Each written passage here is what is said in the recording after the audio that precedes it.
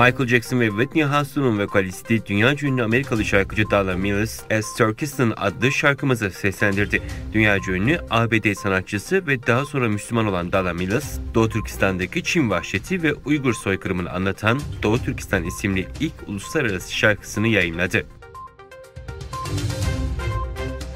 Birleşik Krallık'taki Hallam Sheffield Üniversitesi'nin Helena Kennedy Araştırma Merkezi, Uygurların zorla çalıştırılmasına ilişkin uluslararası bir kargaşaya neden olan başka bir belgesel rapor yayınladı.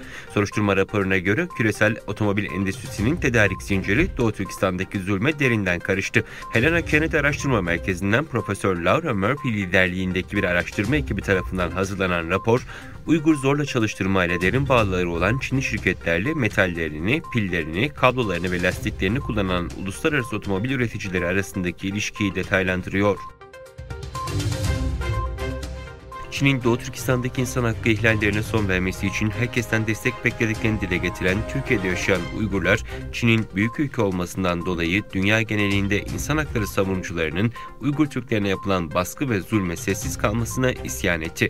10 Aralık Dünya İnsan Hakları Günü dolayısıyla düzenlenen etkinlikte konuşan Doğu Türkistan Toplama Kamp Mağdurları Platformu Sözcüsü Mirza Ahmet İlyasoğlu, Doğu Türkistan'da yaşanan hukuksuzlukların ve yaşanan zulmün son bulması için Türk yetkililere sürekli çağrıda bulunduklarını, fakat yetkililerin herhangi bir adım atmadığını söyledi.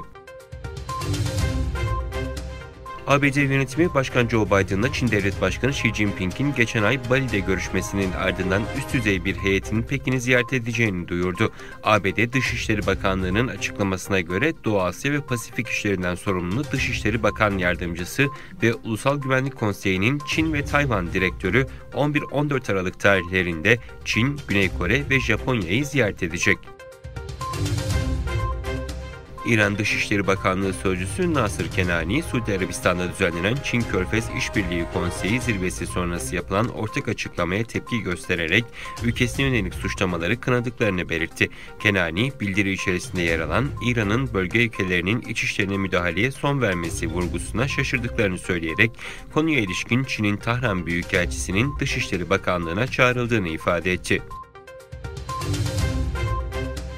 Çin Başbakan Yardımcısı Özbekistan'ın başkenti Taşkent'te Cuma günü Özbekistan Başbakanı ile görüştü. Özbekistan'ın tek Çin ilkesine sıkı sıkıya bağlı olduğunu belirten Başbakan, Çin'le ticaret, yatırım, ulaşım, enerji, altyapı, kültür, haklar arası ve yerelden yerele alışveriş gibi alanlarda işbirliğini derinleştirme ve Çin-Kırgızistan-Özbekistan demiryoluyla diğer bağlantı projelerini iki ülke ve bölgedeki halklara fayda sağlayacak şekilde ilerletme arzusunda olduklarını söyledi.